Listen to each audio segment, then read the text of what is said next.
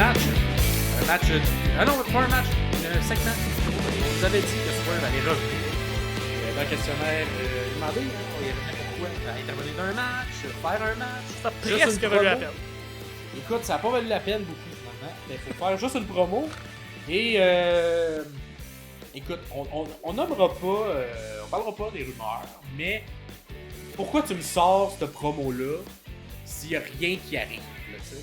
Ça aurait pu être à Dynamite s'il n'y a rien qui arrive. Si quelque chose arrive, si quelqu'un fait un début, fine, ok? Mais si personne fait de début, mets pas ça dans un pay-per-view qui est déjà trop long, là. Laisse ça à Dynamite.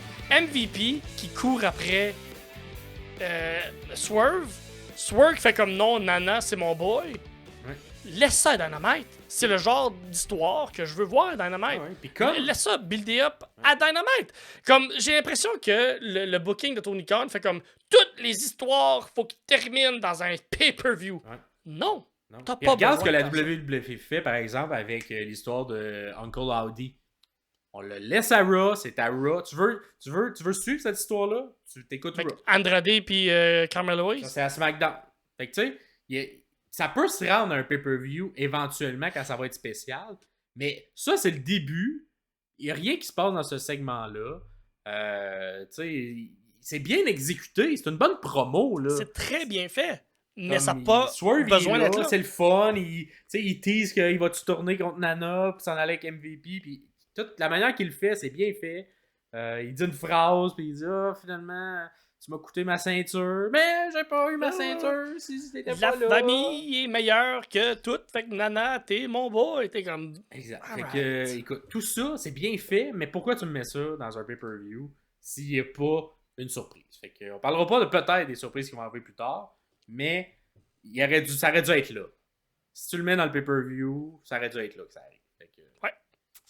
fait que c'est ça. C'était bon, mais c'était pas nécessaire dans un pay-per-view.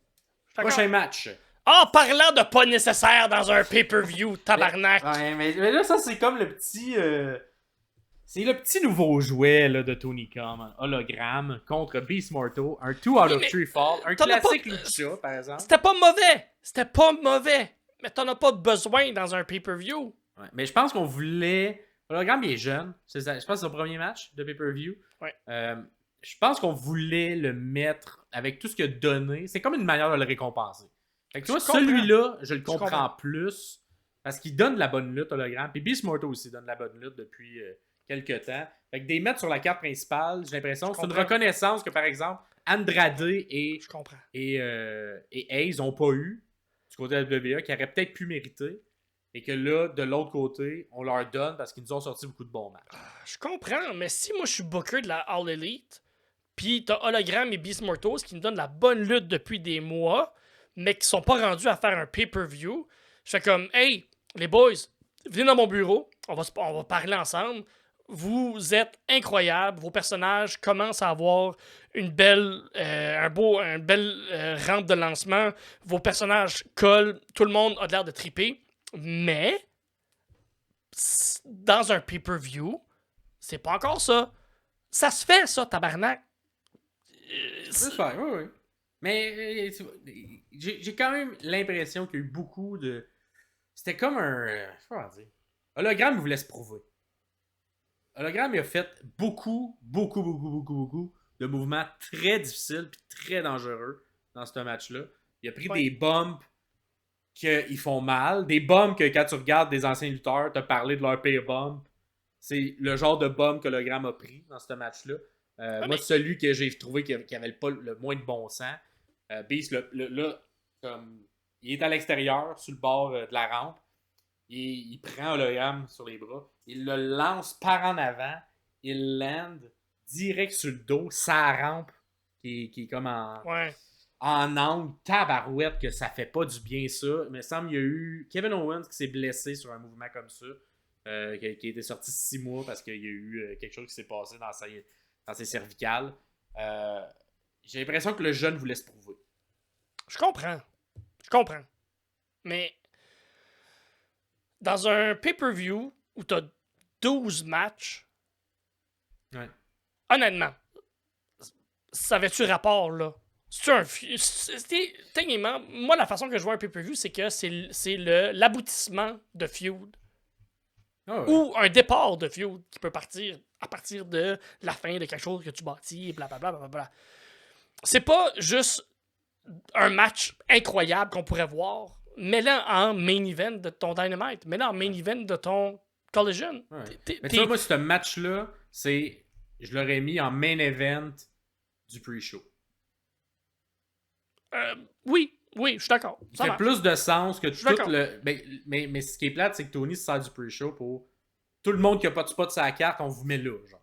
Tony est trop gentil, tabarnak. Ouais. Il veut faire travailler tout le monde. Oui. Fait que. Mais tu sais, j'aurais pris ce match-là avant celui d'Atlantis, mettons, contre Brian Cage. Ou assurément avant Conglomération Runners, même si on va leur donner un petit.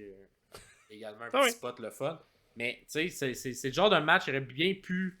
Je suis d'accord. À l'époque, il faisait également. Il nous mettait un bon match de lutte, lucha, en fin de pre-show pour nous donner le goût de s'intoniser. Fait que je l'aurais peut-être placé à cet endroit-là. Le match, cependant, c'est pas leur meilleur. Hologram et Beast Mortal, un peu surprenamment. C'est pas leur meilleur, même si c'est un 2 out of 3, que moi j'aime toujours ce type de stipulation-là. C'est un de mes matchs préférés. Mais on dirait qu'ils prennent trop de risques et c'est trop dangereux ce qu'ils font. Trop difficile à beaucoup de moments. Ils sont à la troisième tout le temps. Hologram, le premier tombé qu'il fait, c'est un genre super crucifix bomb de la 3, genre qui tombe genre sur Morto. Ça look, c'est tellement impressionnant. Mais tabarouette que c'est difficile à exécuter. Ça fait mal, c'est un gros bomb. Par la suite, le match continue. Là, on va à l'extérieur, fait le gros match. Le truc, ça rentre que tabarouette. Moi, j'ai eu mal pour lui. Par la suite, Mortos commence à attaquer le dos. Fait qu'il y a une logique. Fait des backbreakers. Un powerbomb sur le genou. Et s'ensuit avec le pin. Fait que le pin se fait avec cause de ça. Fait que là, 1-1, les deux. On continue de faire des mouvements. Et là, c'est là que trop de danger, trop difficile. On dirait, c'est ça. Tu sors de la lutte et tu tombes à tomber, genre, comme si c'était un sport aux Jeux Olympiques. Tu sais, qui va le faire, qui va mettre le petit bâton le plus haut et je vais être capable de sauter par-dessus parce que là, est-ce que t'as déjà. Là, ça, là. Je t'arrête là. Est-ce que t'as déjà écouté de la CMLL, un show de télé de la CMLL ou de la AAA? Oui, très peu. J'ai plus écouté dans le temps de Lucha Underground. Donc, ces risques-là sont faits régulièrement. Oui. Non, je suis d'accord. C'est un match Lucha basic pour eux autres. Les risques sont là à chaque semaine et ça va être ça à chaque semaine. Fait que j'ai l'impression que c'est ça qu'ils ont voulu apporter. Je pense aussi, c'est juste, dans mon œil à moi, il y a trop de gros mouvements qui sont enchaînés puis pas assez de sel parce qu'on veut maximiser le temps. Je comprends. Ce qui fait que là, il y a un gros mouvement de la troisième, que les deux, il y a plusieurs moments, là, les deux sont sa troisième en springboard, genre. Puis tu sais, de manière moins fluide que, mettons, Osprey puis Ricochet, ils font des gros moves. Mais là, par la suite, ils veulent en faire tout un. Fait que là, ils font un semi-no-cell, se relèvent, puis enchaînent un prochain gros move. Puis là, c'est comme c'est un enchaînement de gros mouvements où tu sens pas l'impact de chaque mouvement. Puis on dirait que moi, ça me fait décrocher. T'as un moment du pay-per-view également où les gens, ça fait longtemps qu'ils regardent la lutte. Fait que, malheureusement, ça l'a pas eu. À cause qu'il était positionné à cet endroit sur la carte, à cause de l'enchaînement de trop de trucs intenses, mais que la foule est fatiguée. Et ça pogne pas, la foule débarque un petit peu, le momentum il est pas là. Puis j'ai préféré leur match à Collision entre Hologram et Beast Mortal quand ils étaient dans un plus petit show de 2 heures où qu'on pouvait se concentrer sur ça.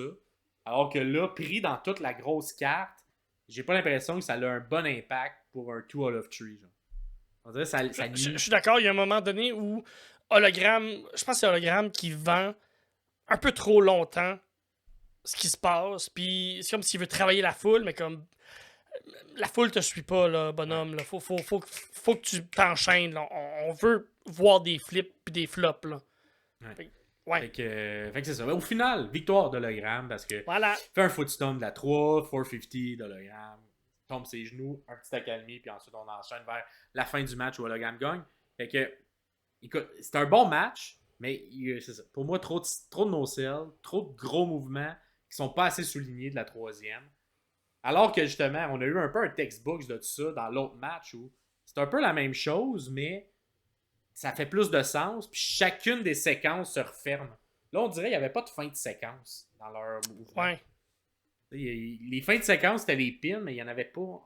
Je sais pas, il y a quelque chose qui manquait. Mets les deux un à côté de l'autre, Ospreay et Ricochet versus ces deux-là, puis on nous vend la même chose, mais clairement, il y en a un des deux qui a plus de qualité. Là. Clairement plus de qualité.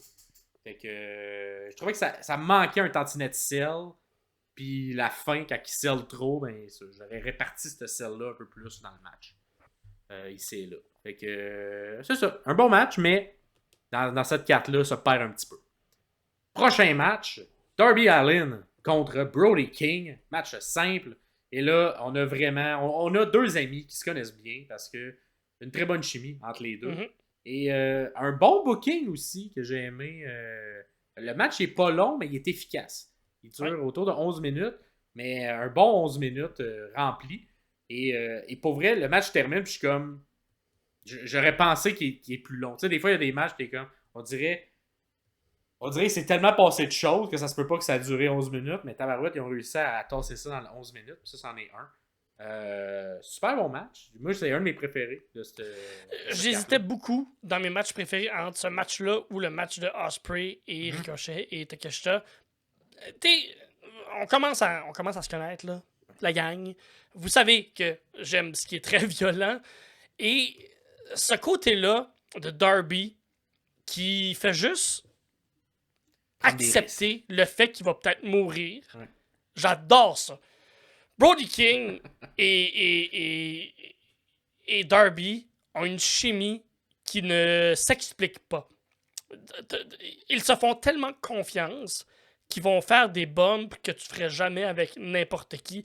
Quand il marche, quand il monte les marches quand Darby est en dessous. Quand, ça lookait, là, ce spot-là. Là.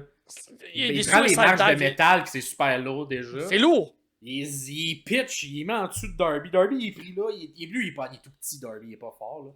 Il est tout petit, il est pris là. Et là, t'as le gros Brody King qui marche, puis qui fait puis qui donne des coups de pied pendant que Darby a mal. C'est pas dangereux, mais ça look, c'est bon, c'est super bien fait. Puis après ça, t'as un Darby Allin qui fait comme, je vais donner le plus de saut du cercueil que je pourrais jamais donner de ma crise de vie, puis il fait juste sauter dans le vide tout le temps, puis t'as tout le temps Brody King qui le rattrape. Ouais. Puis il va à l'extérieur, là, il va à l'extérieur où il y a du petit tapis. Puis... Tout le temps. Puis c'est juste... C'est pour ça que ça a presque été mon match préféré. C'est que c'est pas un gros match. La lutte est pas technique.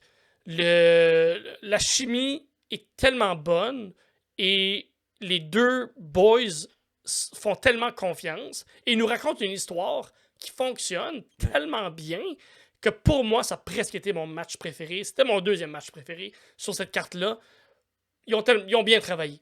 J'ai vraiment aimé la fin, personnellement. Les matchs qu'on a utilisés en début de match, on les relève pour qu'on ait comme le côté. Et là, on se bat sur la troisième. Et là, Brody King se fait pitcher dans ces marches-là. Gros bump à cet endroit-là. Ça a l'air de faire mal. Coffin drop par-dessus. Exact. Là, Darby fait, qu'est-ce que je pourrais faire de plus? Je pourrais sauter de la 3 vers l'extérieur sur les marches. La seule fois dans le match, je ne m'attraperai pas dans mon coffin drop. Ça va être là. Je vais le faire là. Puis et là, ce qu'on nous voit dans le match, c'est que tabarouette, c'est deux gros spots très dangereux qui viennent d'être faits. Fait que là, tombe le compte. 1, 2, 3, 4, 5, 7, 8, 9. Ça prend tout à Brody King pour revenir dans le ring à genre 9.999. Fait que c'est super bon. Et pendant ça là, ben, il l'attendait Darby avec un autre coffin drop dès qu'il arrive dans le ring. Fait que là, il se fait accueillir par un coffin drop. Un pin et un pin très logique dans une histoire de tout petit. Tu sais, Darby n'est pas très grand. Comment tu fais pour battre un monstre comme Brody King? Mais je trouvais que ça a été vendu intelligemment pour que ça soit logique que Darby gagne de cette manière-là. Oui. Fait que vraiment aimé le booking de ce match-là. Est-ce que Brody King s'éloigne un peu du Dark du House of Black? Ben écoute, Monsieur Black, fait longtemps qu'on l'a pas vu, hein. Il fait des dodos, fait que j'ai l'impression que Julia Hart aussi fait des dodos. Ouais, fait que j'ai l'impression qu'ils ont pas c'est comme un peu par défaut qu'ils s'éloignent parce que tout le monde est un petit peu parti ou s'est mis en congé, s'est mis en blessure. Fait que là, il reste Brody King en santé, puis on va l'utiliser. Fait que pourquoi pas l'utiliser là-dedans? Je pense que j'aurais. Exactement. Puis tu sais, l'histoire est pas incroyable avant le match pour se rendre à ça. Mais ils ont sorti un bon match. Fait que bravo aux deux gars. Victoire de Darby Allin. Ensuite, il nous en reste 3. Les Young Bucks, Matthew et Nicholas contre Private Party, match par équipe pour le championnat du monde de la All Elite Wrestling. Un bon petit match. J'ai pas aimé! T'as pas aimé, toi? Non. Ok, ah ben correct. Moi, j'ai quand même aimé ça, mais je comprends. Mais j'ai aimé dans un optique de hey, on est des équipes puis on fait des spots. Ouais. Mais l'histoire qu'on nous raconte, le Private Party qui part de loin, puis qui essaie de revenir, puis qui est tout le temps le underdog, puis même qu'au début du match, t'as Matt qui prend le micro, qui fait comme vous avez toujours été une équipe qui mérite d'être juste dans le bas de la carte, blablabla. Ben oui. Un peu. Puis surtout, tu sais, pour arriver à ce match-là, Private Party se faisait péter à la gueule contre la nouvelle BCC tout le long de tout ça. Pourquoi il arrive face au Young Bucks? Fine, ça c'est le build-up. Mais au niveau du match, de la lutte en tant que tel, j'ai quand même aimé l'offensive, moi, du côté de Private Party. C'était un bon showcase pour nous ramener. Écoute, ça fait longtemps que les gars sont pas en s'entendre les deux en même temps. Tout le temps, un des deux qui se blesse. Ça brise les plans. Là, on a les deux. Ils nous sortent un bon match. On les a repackagés aussi, hein, leur nom. C'est rendu Z et Quen. Z et Quen. Fait que même Tony Schiavone s'est mélangé. Il l'appelait Zen et Quen. Fait que... Mais bon, c'est quand même drôle.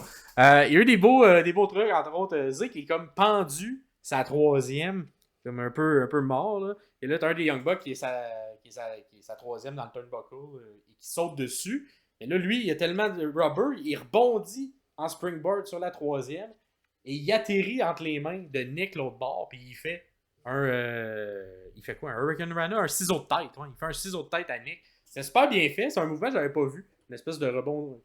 La personne qui se fait attaquer, finalement, finit avec l'offensive. Bien aimé ça. Un beau 450 également de la barricade vers l'extérieur de Quen. Z qui monte tranquillement sur la troisième, mais genre en sautant d'une corde à l'autre. Un peu la lucha. Les luchas font souvent ça aussi. Fait que t'avais notre ami Phoenix qui faisait ça. Mais là, que ce soit un grand monsieur qui le fasse, c'est quand même plus le fun. Puis c'est contré en cutter de la troisième pour un simplement 2. Fait que bref, le match à la fin se termine avec un EVP trigger, celui d'un TK driver. En fait, un TK driver qui enchaîne. On enchaîne un EVP trigger par un TK driver suivi d'un coup de cross. Et là, il y a un kick-out. Fait que là, gros... On vend Private Party vraiment fort pour un EVP trigger quand tu kick-out à 1. Mais c'est même pas juste un EVP trigger, c'est un TK driver plus un EVP trigger enchaîné et qui kick-out. Fait que c'est comme... C'était un gros kick-out. Et par la suite, ben, ça sert pas à grand-chose parce qu'on fait juste en faire un deuxième. Mais c'est pour ça que je sais pas quoi penser de ce match-là. On met plein de beaux petits moments, mais si Private Party kick out d'un ticket driver suivi d'un trigger, d'un EVP trigger, façon vendu fort, ok, mais on s'en va à partir de là. Mais non, c'est comme... Ben moi, quand il kick out, je suis comme c'est pour les faire gagner. Ben non, pas pour les faire gagner. Ben non, ils gagnent pas. C'est juste pour faire que le match dure 1 minute de plus. Fait que c'est comme du booking. Je sais pas. C'est comme du booking selfish. Du booking... Est-ce que les Young Bucks ont un ego? Ben, probablement. Mais c'est que c'est même pas. J'ai même pas l'impression que c'est les Young Bucks. J'ai l'impression que tu me fais un booking comme si c'était WrestleMania. C'est comme si c'était le plus gros show de l'année. Puis qu'on suit genre Private Party. Puis on veut donc qu'ils gagnent. Puis là, quand ils font ce kick-out-là, on est supposé pop en malade. Puis on pop effectivement. On est comme. Pourquoi après t'es fait perdre? Là? Fais pas kick-out à le super bel enchaînement qu'il y avait juste avant. Si c'est juste pour qu'il y ait un autre TK driver qui se fasse. Puis qu'il y a un pin sur la même personne qui a kick-out juste avant. Fait que. C'est bizarre. Je comprends pas. Il n'y a pas de stats de kick-out de dernière minute sur des finishers. Il faudrait pas que je donne cette idée-là à Tony Khan. Il pourrait mettre ça à Star dans ses stats de plus. Personne qui kick le plus souvent out de finisher. Fait que, écoute, un match correct, mais tu sais, dans une longue carte, c'est un match. Mais pour moi, là, dans cette carte-là, c'est un match oubliable. Ouais, Malheureusement. Puis ça fait deux Comme- pay-per-view, hein, que le match de Young Buck est un petit peu oubliable parce qu'il n'y a pas beaucoup d'histoires autour. Fait que... Tony book des histoires sur ton show télé, puis book des histoires qui vont finir dans un pay-per-view. Tu book comme si t'étais un enfant, tabarnak. Tu book comme si tout fallait qu'il finisse. Non, mais à chaque fois, c'est comme, hey, c'est vrai, le show, il est dans une semaine et demie, il faudrait qu'on commence à builder, puis là, tout s'enchaîne. Il y a un pay-per-view qui s'en vient vite, faut qu'on finisse. Non! Donne-toi il y a des histoires qui. En tout cas, regarde. Peu importe, je suis pas milliardaire. Mon père est pas milliardaire. Fait que. Fais ce que tu veux. Prochain match. Mark Briscoe contre Chris Jericho. Des histoires, comme toutes les histoires, souvent, de Chris Jericho, qui a quand même un bon storytelling. J'ai l'impression que c'est important pour Chris de construire chacun de ses matchs pour qu'on ait un tantinet le goût de voir le match et ça fonctionne. L'histoire a été bien amenée et j'ai bien aimé, moi aussi, ce match-là, de deux vétérans, deux vieux monsieur, mais Mark, ça paraît pas beaucoup, puis même Chris, ça paraît pas tant que ça qui est à 53 ans. Là, non? 53 ans? Hey là là. Incroyable! Quel homme. Encore capable de sortir des bons matchs. Évidemment, tu sais, c'est pas... on n'est pas au niveau Will Ospreay, mais la psychologie du match, le storytelling du match, il fonctionne. Tout le match fonctionne. Ma question, c'est pourquoi ce match-là est là? Pourquoi ce match-là que j'aime, que j'ai aimé, mais que j'aurais peut-être plus aimé s'il était deuxième ou troisième sur la carte? Ouais. Quand tu dis pourquoi il est là, c'est pourquoi il est mis en co-main event, genre. Ouais. Il est en haut de la carte. Ouais. Je comprends que c'est le World Title de la Ring of Honor, mais techniquement, c'est un show de la All Elite, c'est pas un show de la Ring of Honor. Pourquoi t'es si haut sur la carte? J'ai aimé le match. Je veux aimer tout ce qui s'est passé, mais pourquoi t'es là? C'est juste ça. Je suis d'accord qu'il est placé à un endroit bizarre, puis tu sais... Ouais. Qu'est-ce que j'aurais pris d'autre? Je sais pas que j'aurais pris d'autre en même temps. C'est un bon... Le match May Willow, c'est un crise de bon match. Il aurait fait là. Ouais, il aurait pu fitter là, effectivement. Un match féminin également qu'on peut mettre un peu plus haut sur la carte. carte. Pour le World Title, là, Ah ouais. Je suis d'accord. Ben, c'est sûr, il y a eu plus de construction sur le match masculin, malheureusement, là, aussi. Mais... Bref. Bon match. Mark nous fait ses classiques. Il y a son intensité de Mark Briscoe. Puis, écoute, ça a bien été. Ça a bien été. Jericho, il n'y a pas rien, il n'y a pas sorti de poche ce coup-là. C'est vrai! Avec des choses dedans. C'est vrai! Il a pu sortir une poche. Excusez, je viens de réaliser que t'as raison. Wow! C'est vrai. Il a pu sortir une poche avec toutes les dents que Mark Briscoe a pu dans sa gueule. Puis faire des moves là-dessus. Et j'ai bien aimé également. Puis la fin également est très story-driven. Parce que de Jericho qui fait le finisher de Jay Briscoe, qui est une espèce de power driver. Jay Driller. Le Jay Driller. Et on est comme, oh, ça va-tu finir là-dessus? Mais non, Mark kick out. Mais tu sais, kick out avec une émotion. Il kick out avec. Tu sais, il nous raconte une histoire. Comme les bons lutteurs d'expérience sont capables de le faire. Mais pas juste kicker out puis on enchaîne. Non, il kick out, il fait sa face. Pour rappeler que Jericho a dit que Jay, son frère, qui est décédé il y a 1 an, aurait eu le guts, aurait eu le potentiel de peut-être battre Jericho, mais pas Mark. Fait que tout ça...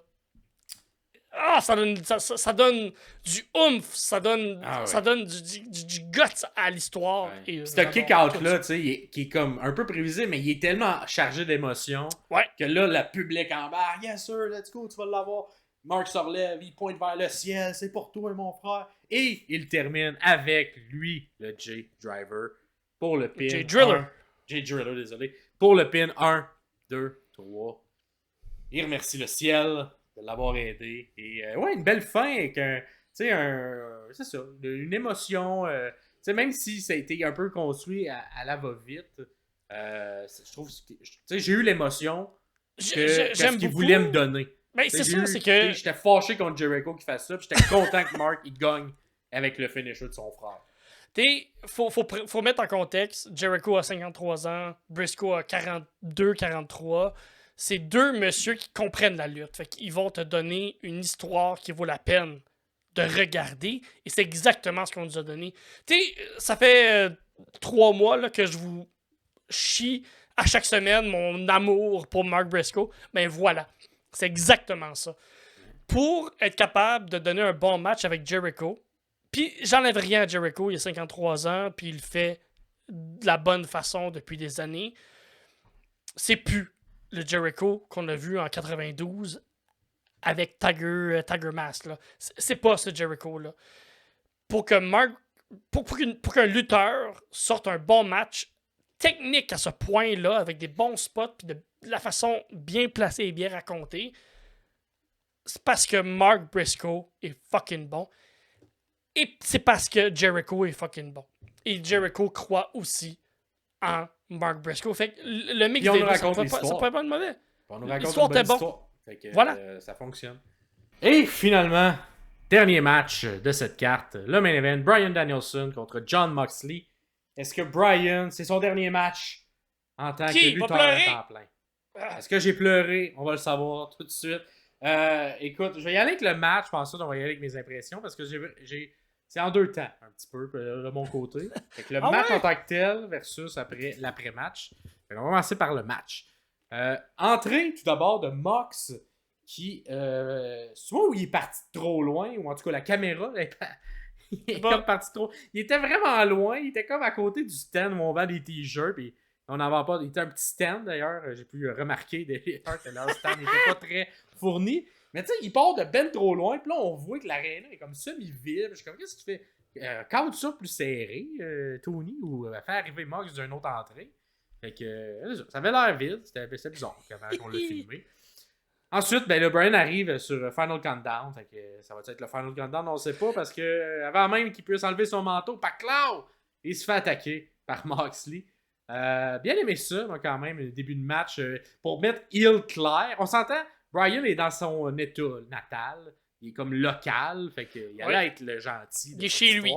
Il peut pas être babyface. C'est ça. On en rajoute une couche quand même, avec une attaque avant même. C'est ça. Le son de la cloche pendant qu'on aimerait tellement ça chanter, It's the Final Countdown, on nous le permet pas. Ben, on nous le permet, la chanson continue quand même un petit bout. Mais là, on va s'étrangler avec des câbles, on va faire un rappel à la fois où Danielson s'est fait renvoyer de la WWE dans les années 2000. Fait on rappelle un peu de sa carrière, là, mettons, de manière professionnelle, pas professionnelle, mais de manière mainstream un peu plus, parce qu'il y avait quand même un bon 10 ans de lutte avant ce moment-là. Mais ouais, non, j'aimais ça. J'ai aussi aimé au début quand ça commence. Bryan, il essaie d'être un peu timé sa musique pour genre partir à courir puis aller faire son kick, son drop kick sur Mox pour que ça soit genre. J'ai pas payé ça. Bon. Il essayait d'être timé avec la musique. En tout cas, j'ai quand même aimé tout ça. Fait que finalement, éventuellement, après, ça a été étranglé avec les câbles, tout ça. On revient dans le ring. Là, let's go. Bryan, il hype la foule. Il dit à la foule de crier la foule, elle est hypée. Mon ami, et qui était over à ce moment-là. Et on sonne la cloche, let's go, on part le match. Fait que le match, Mox, dès le début du match, il connaît Bryan. On montre qu'il connaît Bryan parce que Bryan, il fait son classique où il marche un peu sur les turnbuckles, puis ensuite il fait une backflip en arrière. Sauf que Mox, il tombe pas dans le piège. Il attend, puis il l'attrape par en arrière, puis il commence à le fesser. Fait que tout de suite, dès le départ, on raconte que Mox connaît bien Bryan. Puis il sera pas capable d'y faire les classiques. Les classiques Bryan Danielson. Fait que moi aussi j'aimais ça qu'on nous le raconte dès le départ. Bryan prend cependant l'avantage. Il tente de finir ça rapidement parce qu'il connaît Paclao un bout Saikoni dans la première minute. 1, 2, mais non, pas tout de suite, ça finira pas comme ça.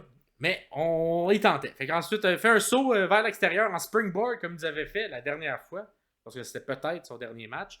Mais finalement, il l'a refait. Un mouvement très dangereux qui n'est pas sorti souvent, mais que là, ça fait 2 fois qu'il sort.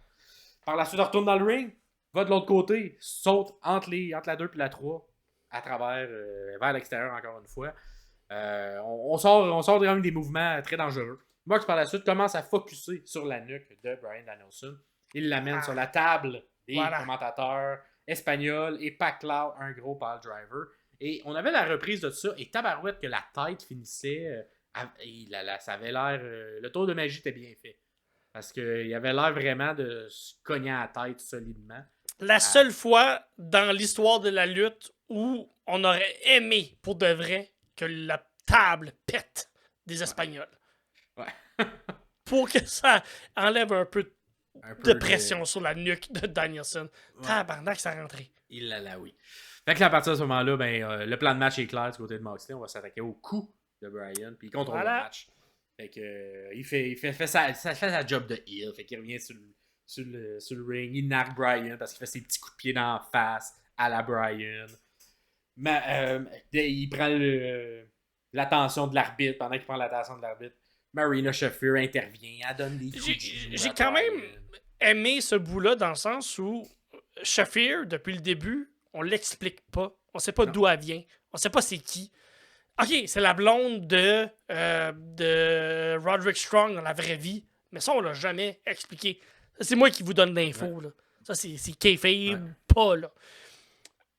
Le fait qu'elle s'implique à ce point-là, puis qu'elle donne des coups de genoux dans la nuque de Danielson, premièrement, ça look en tabarnak. Et c'est des beaux coups de genoux. Deuxièmement, on explique pourquoi elle mérite d'être là, puis pourquoi Danielson a fait que. Pourquoi Moxley a fait comme. Toi, tu me suis.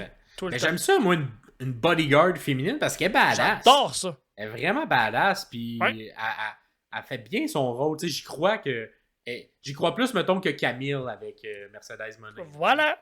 Fait que, non, elle est très solide. Fait que, il y a un moment où, genre, Bryan s'en débarrasse, là, tu sais. Il y a un pitch en arrière, puis un genre de semi-move sur elle. Fait que, c'était bien fait. Par la suite, Marina, elle décide que c'est terminé. On enlève le matelas au pied de la rampe. Parce qu'on va le tuer, Bryan. C'est un peu ça l'histoire. Hein? Mox qui veut tuer Bryan pour une raison qu'on connaît pas encore. Fait que là, Mox il veut faire le pile driver, mais là, sur le ciment. Bryan, cependant, il compte ça, il fait un backdrop. Fait que c'est Mox qui pogne le coup, mais il y a quand même plus de tapis à cet endroit-là. Fait que plus tard, ça va servir. On retourne dans le ring, on monte sur la troisième. Et là, Bryan vole aussi un move classique de Moxley. Parce qu'il mord le crâne de Moxley. Comme que Mox fait souvent, il mord la tête de ses adversaires. Là, c'est Bryan qui le fait. Fait qu'encore une fois, on s'échange un peu les mouvements signature de chacun. Et là, gros babyface. Hein. Bryan Danielson, il est ultra apprécié. La foule est tellement derrière lui. À chaque fois qu'il y a un peu d'offensive, qu'il commence à faire des yes, gros pop de tout le monde. La foule capote. On fait l'espèce de classique d'affrontement dans le milieu là, où les deux sont comme un peu chambranlants. Fait qu'on se donne un coup. Yes, no, yes, no. C'est finalement Mox qui remporte cette espèce d'affrontement-là. Mais Bryan reprend rapidement le dessus avec une grosse corde à linge. Il enchaîne les yes kicks. Yes, yes, yes. Puis il finit même à connecter le dernier. Tu sais, des fois, le dernier, la personne, elle se penche, elle l'évite. Mais là, non, Mox s'est trop magané et qu'il n'a pas réussi à l'éviter. On finit le segment des yes kicks à la classique Bryan. Il veut enchaîner encore une fois avec un deuxième Busai Koni. Mais cette fois-ci, Shafir intervient, il pogne le pied de Bryan Danielson. Et là, devant l'arbitre le voit, elle regardait dans cette direction-là. Fait qu'est-ce qu'elle fait pas, l'arbitre? Va-t'en, Marina Shafir. Va-t'en! T'es plus là, va-t'en. Fait que là, à ce moment-là, moi, dans mon bouquet, j'étais comme, c'est super bien écrit parce qu'on enlève l'avantage que Mox avait. On s'enligne peut-être sur une victoire de Bryan Danielson. C'est bien écrit de la manière qu'on le fait. C'est comme ça qu'il faut qu'on fasse. Si on veut avoir un peu de suspense, ben enlève Marina puis on va continuer le match. Oui, mais à ce moment-là, Moxley a pris le dessus. Ouais, ben, il prend le dessus, mais pas tant que ça. Parce que rapidement, Bryan, il enchaîne avec un Busai Koni qui rentre au poste. 1, 2, simplement 2. Et c'est là. C'est là que là, Mox prend un petit peu plus sur le dessus. Parce que là, Bryan, il veut faire des kicks d'en face. La foule est dedans. Tente le Lebel Lock. Mais Mox se rend à corde. Et à partir qu'il se rend à corde, là, on dirait que ça change un peu. Mais j'haïs pas ça dans le sens où on vend Moxley qui kick out de Busai Koni. Tu fais comme ah. Mais là, c'est 2 kick out. 2 Busai Koni, 2 c'est la deuxième fois. Ouais. Au début du match. Ouais. Et là, au début, tu peux le comprendre. Mais là, la manière dont c'était construit aussi, ça aurait pu arriver à la fin. On continue le match. Ouais. Il reprend le dessus, fait un Death Rider DDT à l'extérieur en attrapant Bryan qui se lançait comme il a fait un peu plus tôt dans le match. Il l'attrape à Cloud direct sur le ciment. Et c'est à partir de ce moment-là que le Mox a un peu plus l'avantage jusqu'à la toute fin. Il y a quelques beaux petits moments cependant. On le ramène dans le ring, tente un pin simplement en 2. Fait des coups de coude à la BCC d'en face. Mais qu'est-ce que ça fait, ça? Ça Hold réveille up! Brian. Brian, il se hold up. Let's go, tu me feras pas mes coups.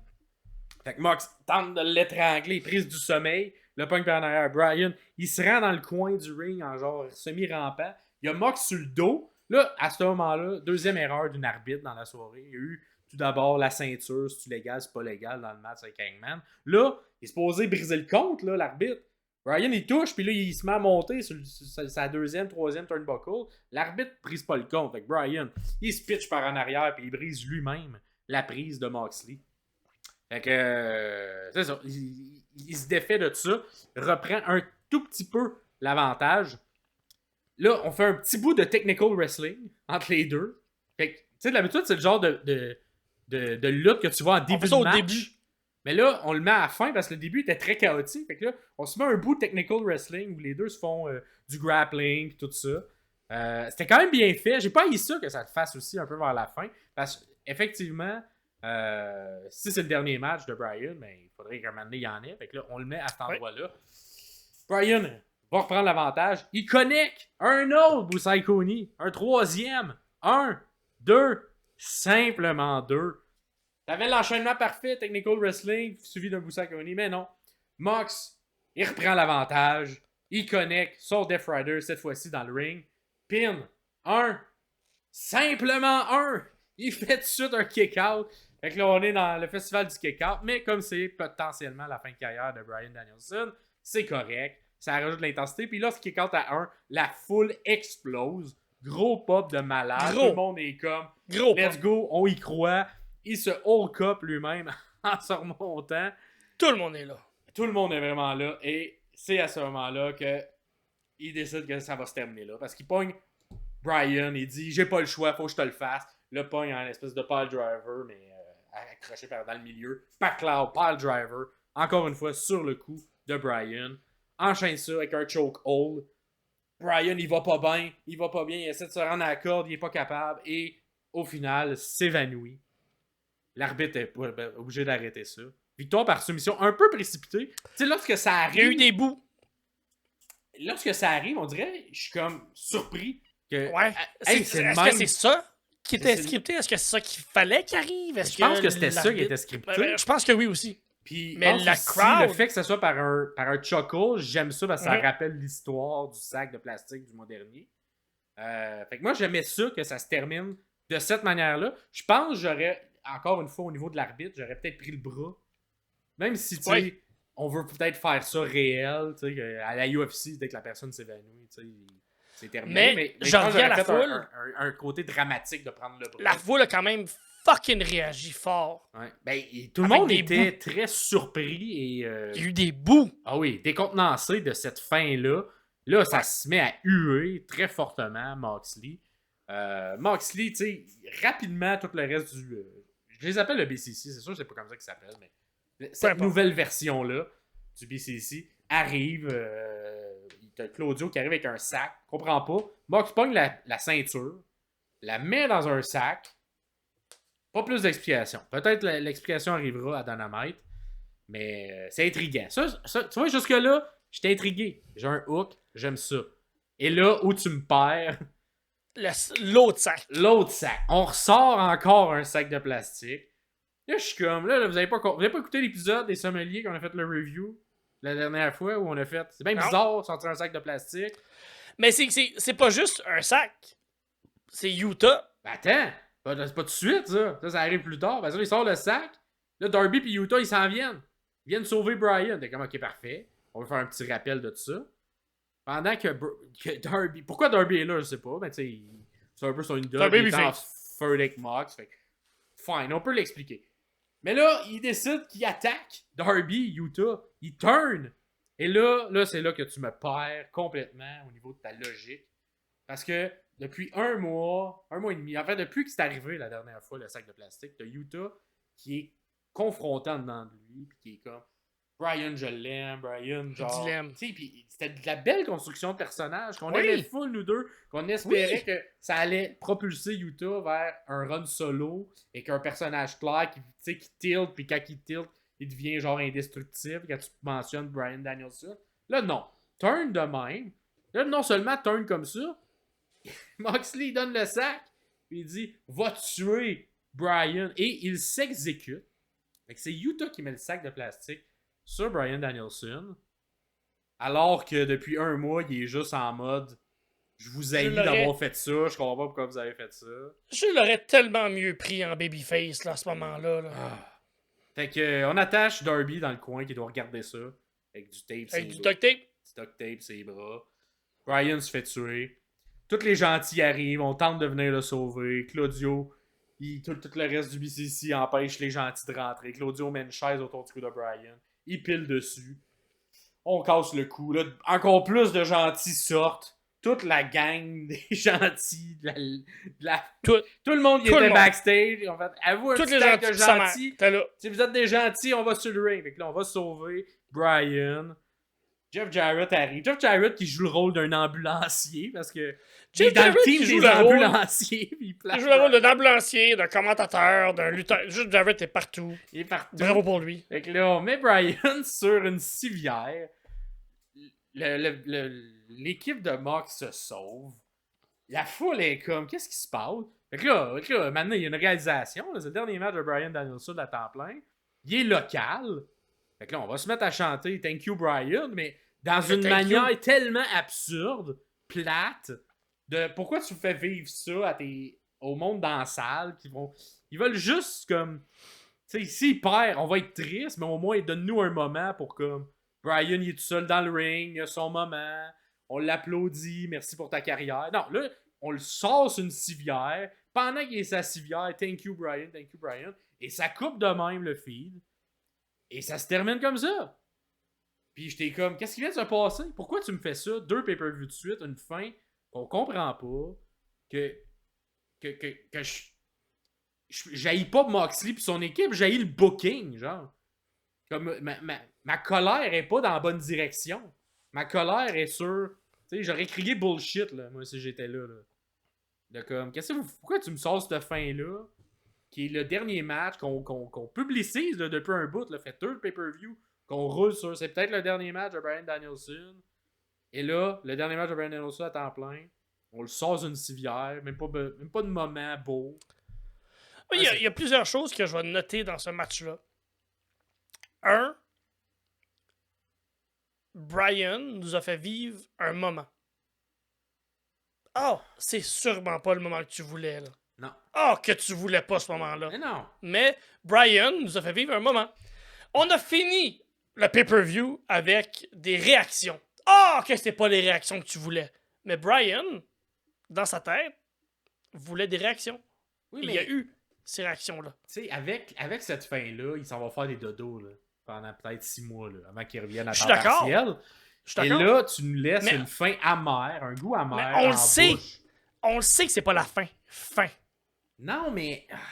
Tu sais, moi, j'aurais pris tout jusqu'à temps que tu me sortes un sac de plastique, que tu me fais faire un turn de Yuta qui sort de ton cul. Danielson est trop au courant, est trop bon avec son environnement pour pas booker cette fin-là. Si Danielson n'est pas d'accord avec cette fin-là, il le fera pas. Si cette fin-là existe, c'est parce que Danielson a dit oui. Ben, c'est sûr qu'il a dit oui, mais au final, je suis quand même... C'est pas la bonne décision. Tu sais, on a fait la même chose lorsque... T'as eu une réaction? Ben, OK, mais on a eu une réaction. T'as eu une émotion, Maxime? Je vais te faire un comparable. On a eu le même genre d'histoire un peu boboche. Quand on a ramené l'histoire de CM Punk avec The Elite, tout ça, qui sortait de nulle part, dans le but de faire des codes d'écoute. Puis là, on a tourné ça avec une espèce de nouvelle New World Order, un nouveau NWO avec The Elite, qui au final, gars, qu'est-ce qui se passe depuis que ça? T'sais, au moment où c'est arrivé, là, où genre Perry arrive, frappe Tony Khan, il fait un mouvement sur un TK Driver sur Tony Khan, et tout, oh my god, c'est malade cette fin-là. Pourquoi? Pour rien. On n'a pas capitalisé sur ça. On n'a pas fait que The Elite devienne une genre de faction à la NWO face à ça. Young Bucks, leur match, on n'en parle presque plus. Ils ont la belt, on s'en fout. Ils sont pas partie prenante de tout ça. Puis moi, je regarde ce fin-là, puis j'ai l'impression qu'on me vend la même affaire. Qu'on me vend un truc avec plein de feux d'artifice qui, au final, dans 4 mois, on va faire... Ça a servi à quoi qu'on fasse ça? Moi, j'ai plus confiance au booking de Tony Khan. sur des grosses shots comme ça. J'ai confiance aux lutteurs, j'ai confiance à beaucoup de choses dans cette compagnie-là, mais j'ai pas confiance dans des grosses directions comme ça. Puis moi, tant qu'à... si je suis à WWE puis qu'ils me sortent un truc de même, c'est pas la même affaire. Mon sentiment, il est pas pareil parce que je suis comme... Triple H, il y a comme 4 mois d'histoire qu'il va nous raconter avec ce qui vient d'arriver. Là, j'ai l'impression que ça va soit pas être mentionné, soit être rapidement mentionné. Puis que dans 6 mois, Brian va revenir, puis il va se remettre en équipe avec Moxley comme si de rien n'était. Puis on va tout avoir... Mais pour vrai, je suis comme... Ah oui, ah oui. Sur le long terme, je comprends pas qu'est-ce que tu me présentes, qu'est-ce que tu me vends. Puis j'ai l'impression que chaque fois que je vais voir Brian, c'est pour faire un sauvetage, pour aider Wheeler je suis d'accord. puis Moxley. Je suis d'accord. Puis on va reformer le... Tu sais, je suis comme... Ça fait pas de sens sur le long terme, puis c'est pour ça que je dis des fois, comme, à cause que dans certains matchs, on se fout tellement qui est gentil, qui est le méchant, puis que dans le pay-per-view d'après, ça re-switch, puis ça re-switch, puis c'est juste... Fine, tu veux faire du matchmaking, fais du matchmaking, mais là, présente-moi pas ça à la fin. T'sais, si tu me vends de la lutte ou les meilleures luttes, mais quand le meilleur qui lutte depuis qu'il lutte finit sa carrière à temps plein, donne-moi esti une chance de te dire thank you Brian. Tu comprends? Parle-moi pas du overbook de même, qu'on veut tuer quelqu'un, pis que... Pourquoi on veut le tuer? Pis pourquoi vous êtes... Tu sais, genre... Même si tout ça fait du sens, je comprends pas pareil. Je suis genre, qu'est-ce que tu fais? Pourquoi? C'est là que les meilleurs luttent, la personne qui était super bonne pour lutter, qui était ton champion, vient de perdre. Elle arrête sa carrière à temps plein. Puis ça se finit qu'il passe une civière. Qui rit. Tu sais, remets ça là, dans. Nous, on est au Québec, mais tu sais, ils viennent faire un show, puis c'est Sami Zayn ou Kevin Owens qui dit que c'est son dernier match à temps plein. Puis ça se finit avec Sami Zayn et Kevin Owens qui partent sur une civière, puis qui. Ok, mais à quel point show, on va là, voir. tu sors de l'aréna, là. T'es comme, yes sir, j'ai eu un bon show. Yes sir, hey, je suis content. Il est parti sur une civière, genre. Voyons. Mais à quel point on va voir Brian au Royal Rumble? Ben, écoute, écoute, pour vrai, ça sera d'autres discussions. Là, on est dans. Et si, moi, je suis comme, on est dans l'aréna, là. Je suis dans la salle. Moi, je suis venu. Je viens de Washington. Je me suis payé un billet pour venir voir à ton show. Puis tu me fais cette fin-là, il faut que je retourne après avec peut-être ma famille, mes chums, puis qu'on jase de la fin. Mais comme, c'était weird. Esti, on a voulu tuer Brian, puis qu'on a dit thank you Brian pendant qu'il partait sur une civière. Comme, quelle fin bizarre de show. Tu veux que les gens partent de ton show avec quelque chose, là, tu sais. Moi, tu sais, un des sentiments les plus frustrants que j'ai eu, c'est lorsque Sami Zayn a perdu contre Roman Reigns, mais c'était Roman Reigns, puis c'était Sami Zayn. Il y avait quelque chose derrière. Exact, tu sais, il y avait comme, tu sais, il était là, puis là, genre, tu sais, on s'attendait tous en dedans. On aurait aimé ça que Sami Zayn gagne, mais le sentiment qu'on a vécu était plus proche de, hey, ça aurait été incroyable, mais, ok, c'est quand même la réalité, puis tu pars avec un sentiment déçu de l'aréna, mais la WWE est assez intelligente pour dire, hey, un an plus tard, on va revenir, puis Zayn va être en top, il va finir le show, puis ils nous ont donné un maudit bon rug lorsqu'ils sont revenus. Là, je suis juste comme, on laisse ces pauvres fans de Bryan Danielson qui ont été over tout le long du match, on les... C'est ça. Moi, le thank you Brian, pendant qu'il sort sur une civière, j'ai rarement été aussi frustré d'un booking que je contrôle pas. Et que je suis comme, qu'est-ce que vous faites? Les gens qui écoutent, là, vous pensez que moi, je suis capable de prendre des... Je suis capable de pogner des coches. Maxime, vous venez d'entendre Maxime dans sa vraie nature, en tabarnak à propos de quelque chose. Puis honnêtement, je suis d'accord avec toi. Je suis 100% d'accord avec toi. C'est juste frustrant parce que c'est ça. J'ai pas confiance que Tony Khan va me servir quelque chose que je vais aimer. Puis, écoute, l'avenir nous le dira, mais j'ai vraiment pas aimé cette fin-là. J'ai l'impression pour le respect et pour la carrière de Brian. Pour savoir le futur de tout ça et pour savoir comment on va être capable de délimiter toute cette frustration-là, dans les commentaires, laisse-nous savoir qui a raison. Maxime ou Tony Khan? J'ai l'impression que c'est Maxime qui a raison. Laisse-nous savoir. On va voir. Parce que moi, tous les arguments que j'entends, c'est... Non, mais tu vas voir, ça va être malade le futur. Et quand je regarde le passé, je suis comme... Ça a jamais été malade le futur quand on m'a sorti des affaires de même. Fait que... Tant mieux si ça l'est. Mais moi, je vais continuer de dire... Donne-moi mon moment présent. Puis arrête de me dire que je vais capoter dans 4 mois. Fait que c'est ce qui complète ce pay-per-view. Écoute, au niveau des questionnaires, Meilleure fin. elle a été quand même pas pire. Fait que vous allez recevoir vos notes sous peu tout le monde. Mais au niveau des moyennes, on est autour du entre 48 et 61. Et au niveau du gagnant, je l'ai. Ben, vous allez recevoir par là-bas parce que malheureusement, mon fichier. Il a perdu son ordi, le chien. Tantôt que t'es avec la caméra arrêtée. C'est moi qui est au top, puis il a honte de le dire. Fait que vous allez le recevoir pour ceux qui ont participé. Puis écoute, on ouvrira le prochain show en disant qui a gagné le show. C'était sur 86 points. Mais là, je sais pas pourquoi, mon ordi, il lag. Fait qu'on va pas attendre 1 heure pour qu'il lag plus. Fait que, gros merci tout le monde, ça va écouter quand même. Une fin, écoute, je suis rendu bipolaire avec la All Elite. Fait que, je sais pas s'il faut que j'aime ça ou j'haïs ça, mais... Non, t'assumes, tu l'assumes, j'adore ça. Ouais, fait que, on va voir. Fait que, prochain épisode, on va faire le retour sur quelques semaines de lutte. Oh! Fait que, c'est les semaines de pay-per-view, fait qu'on va quand même beaucoup de shows à voir. Des shows qui ont été corrects. Très bien, c'est une bonne lutte. Ouais, correct. Ça n'a pas été les meilleures semaines, mais ça a quand même été bien. Fait que, on va une chance que Roman était là. Écoute, Roman. Une chance que le Bloodline est là, puis qu'on peut faire confiance à certains humains pour ne pas prendre nos rêves de booking long terme et les briser en mille miettes. Le faux! Kevin Owens! On en reparlera. On en reparlera. Fait que prochain épisode, c'est jeudi. En attendant, mais c'était Max Péréard qui est un peu triste, fâché, déçu. Et évidemment... Pierre-Gaston Gay. Pierre-Gaston Gay. Pour les sommeliers de la lutte. Merci tout le monde. Merci Brian Danielson pour tout ce que tu m'as fait vécu. Fuck you, Tony Khan, de pas m'avoir donné mon moment. Bye bye.